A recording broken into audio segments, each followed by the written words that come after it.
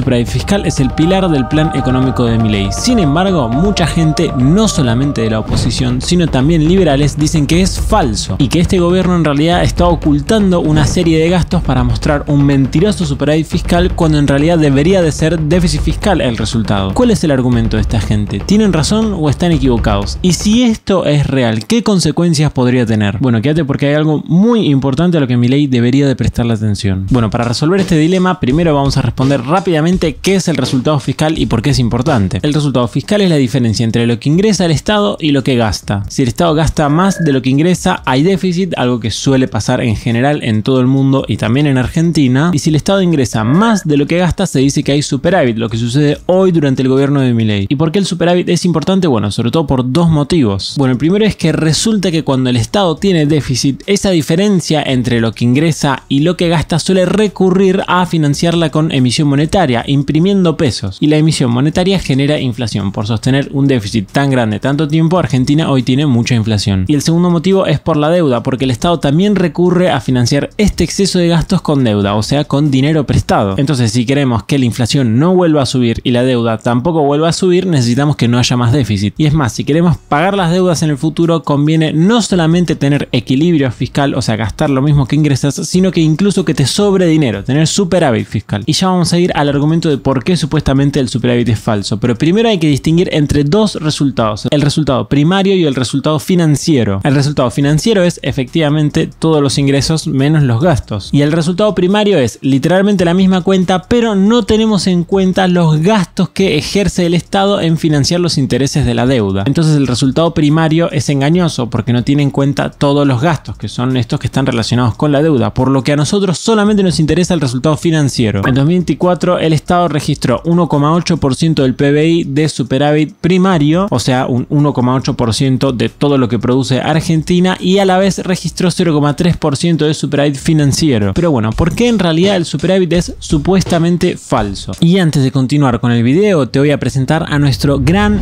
nuevo partner, EBC Financial Group. No estamos hablando de cualquier broker de bolsa, sino de uno que cuenta con regulaciones globales de primer nivel y los siguientes seguros, por lo que es una plataforma seria y profesional. De hecho, patrocina al prestigioso Fútbol Club Barcelona. Y estás de suerte porque están lanzando su segundo torneo de trading, donde el pozo de premios alcanza el $1.000.000, destacando los $200.000 en efectivo o la cuenta de $1.000.000 para el campeón. La idea es que desde el 1 de marzo hasta el 30 de mayo, para la categoría emergentes, los traders con mayor rentabilidad se lleven determinados premios. O sea, la gracia es que no hace falta que inviertas cantidades masivas de dinero, sino que los inviertas bien. Y luego para la categoría Dream Squad, los premios sí que se los llevan aquellos que tengan una mayor ganancia neta, por lo que sí son necesarios grandes depósitos, aunque claro, los premios también son mayores. Además, no solamente puedes ganar dinero siendo de los mejores, sino que existen premios otorgados a aquellos que recomiendan a nuevos usuarios para el torneo, por lo que participar invitando a nuevas personas a unirse ya tiene sus beneficios. Así que si te interesó este torneo o la plataforma, te dejo un link en la descripción para que ya puedas registrarte a EBC y comiences a invertir. Aunque recordá siempre hacerlo informado y de manera responsable. Bueno, esto tiene que ver con una deuda en particular que está tomando el gobierno. La gracia es que la forma de contabilizar los intereses de la deuda es la siguiente. Si vos, por ejemplo, tenés una deuda de 100 pesos y esa deuda aumenta al 1% mensual. Bueno, cuando pase el primer mes y esa deuda pase de 100 pesos a 101, se registra un peso de gastos. Y cuando esa deuda en el segundo mes pase de 101 a 102,1, acá se registra 1,1 pesos de gastos. Y así a lo largo del tiempo. Luego a fin de año se agarran todos esos gastos, se juntan y se restan a los ingresos del Estado. Y así tenés el resultado financiero. Pero resulta que existen un tipo de deuda particular que tiene el Estado, entre ellas las LECAPs, que probablemente son las más famosas y las que capaz te suenen, que el Estado las está contabilizando distinto, no de esta forma. La idea es que el crecimiento mes a mes de la deuda no se está contando y solamente se va a contar todo junto cuando la deuda se pague. O sea, suponete que tenés una deuda que se paga, no sé, en 2 años. E imagínate que la deuda, no sé, vale 100 pesos y en el primer año pasa de 100 a 110. Bueno, en ese año se deberían de registrar 10 pesos de gasto, pero no se registran. Y cuando en el segundo año la deuda pase de 110 a 120, como en ese año se va a pagar la deuda y nosotros dijimos que los intereses de la deuda se van a registrar cuando la deuda se pague, en ese año se van a registrar los 20 pesos enteros, completos. O sea, todos los intereses de la deuda se contabilizan todos juntos en el momento en el que la deuda se paga, lo cual podría no parecer un problema porque al fin y al cabo, bueno, esto lo vas a contar de todos modos, o sea, no estás mintiendo, pero esta forma de contabilizar distorsiona un poco el resultado fiscal, porque en el primer año vos en realidad estás gastando 10 pesos más, pero esos 10 pesos están escondidos, no aparecen. Entonces en realidad en ese primer año el resultado fiscal sería 10 pesos menor que lo que estaría reflejando la cuenta. Sin embargo, en el segundo año, como vos estás contabilizando 20 pesos y de esos 20 pesos en realidad 10 corresponden al año pasado, estás contabilizando más de la cuenta, con lo que ese año el resultado fiscal debería ser 10 pesos superior. Y aquellos que cuestionan el superávit fiscal dicen que ahora mismo nos encontramos en esta situación, en la situación del primer año. Hay unas deudas que están creciendo, pero que los intereses que están devengando no se están contando y se van a contar eventualmente cuando esta deuda se pague. Entonces, si nosotros corrigiésemos esta cuenta y si contásemos los intereses que deberíamos de contar, supuestamente el Estado deja de tener 0,3% del PBI de superávit fiscal en 2024 y pasaría a tener entre 1 punto y 3 puntos de déficit fiscal según quien haga la cuenta. Entonces, en el fondo, el Estado estaría mintiendo o manipulando los datos, escondiendo algunos y mostrando otros. Sin embargo, hay un problema bastante importante en la metodología de cómo se miden estos intereses. Pero primero que nada hay que aclarar que efectivamente hay gastos de intereses que el Estado no está metiendo en el resultado fiscal y que si nosotros los contásemos el resultado fiscal cambiaría. O sea, sí es verdad que hay gastos que no se están contando. Lo que pasa es que hay un motivo que explica por qué esto se está contabilizando así y sobre todo la gran diferencia con lo que está planteando esta gente son las magnitudes. Resulta que en Argentina hay inflación, o sea, los pesos pierden valor todos los meses y justamente el método que se utiliza para medir los intereses devengados por las LECAPs tiene un error fatal y es que no toma en cuenta la inflación, porque claro, los nuevos gastos en intereses que van apareciendo mes a mes, en realidad no es que el Estado está gastando ese dinero en ese mes en particular, no es que en ese mes el Estado agarra y se anota un peso de gasto en intereses y en ese mismo mes ya está pagando ese peso, no, ese peso lo va a pagar cuando pague la deuda que va a ser, bueno, varios años después. Entonces, como va a pasar un tiempo hasta que efectivamente el Estado gaste esos pesos, en el mientras tanto la inflación se lo va comiendo a ese peso y va haciendo que cada vez valga menos. Y si nosotros lo entendemos así y le vamos restando la inflación a todos estos pesos de intereses que se van acumulando, llegamos a la conclusión de que estos intereses son muchísimo menores. Y cuando digo muchísimo es realmente muchísimo menores. Por ejemplo, Guillermo Michel, un ex funcionario del gobierno de Alberto Massa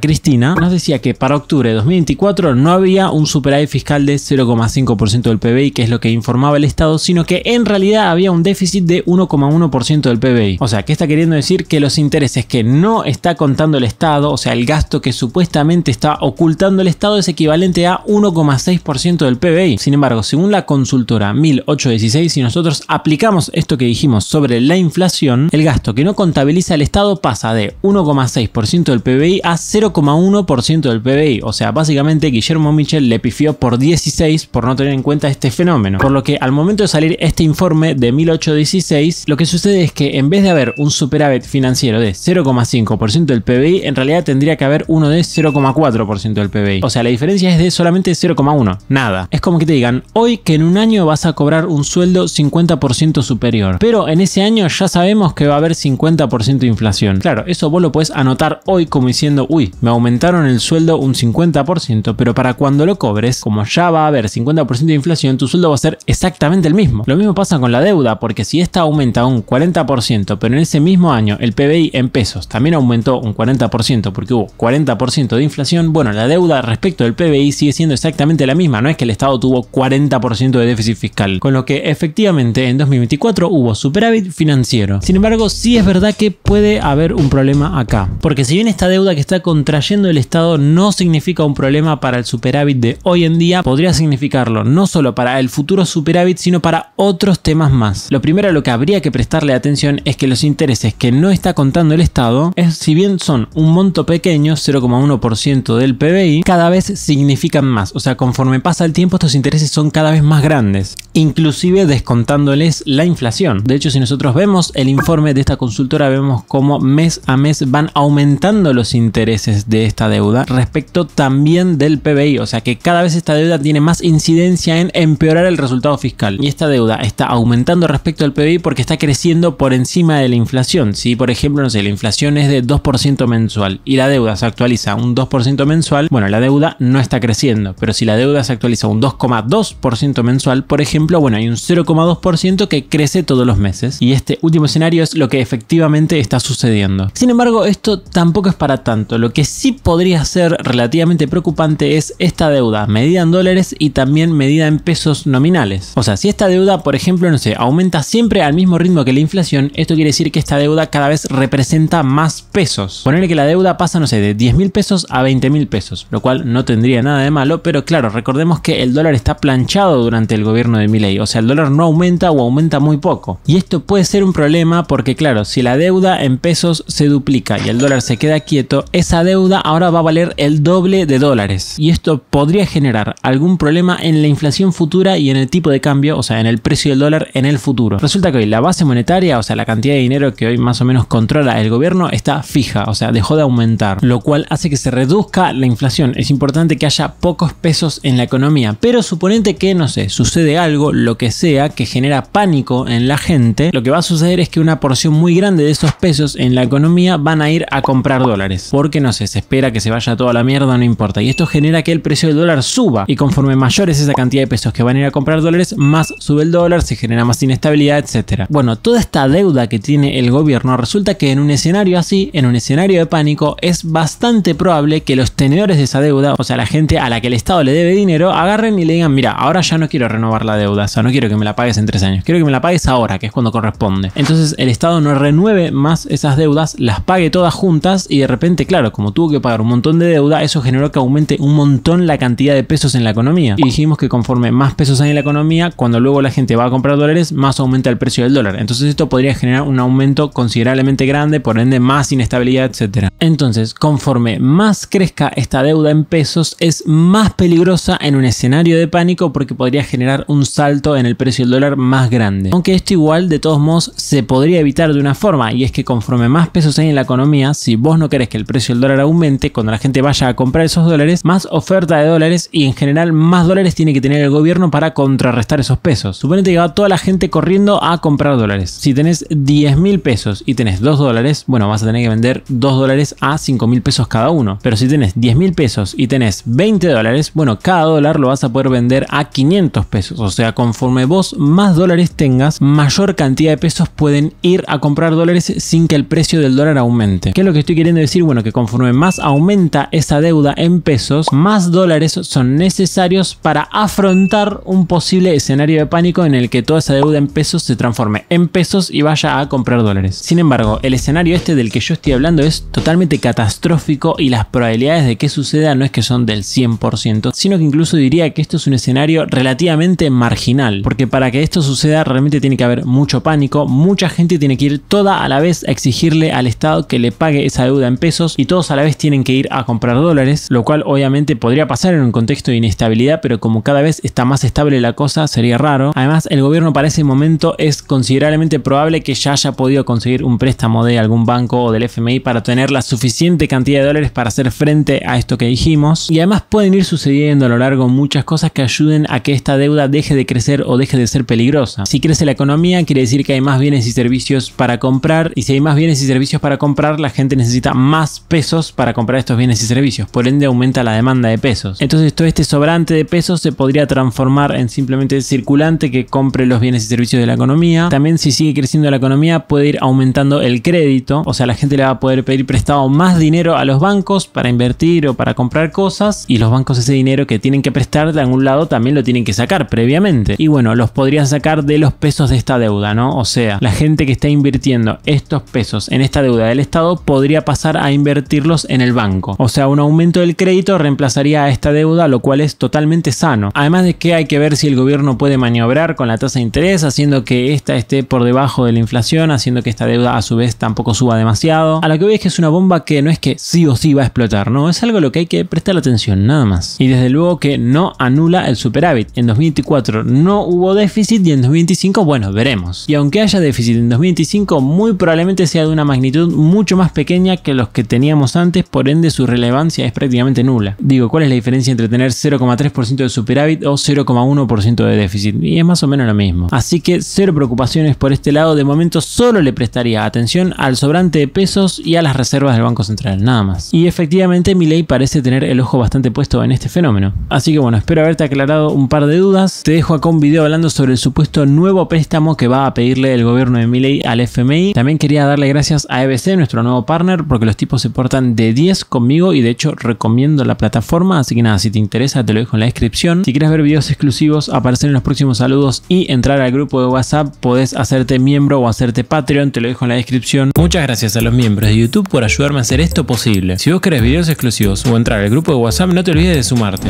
También puedes donarme a través de Cafecito o Mercado Pago, lo que también te dejo en la descripción. Y como siempre, por último, te mando saludos.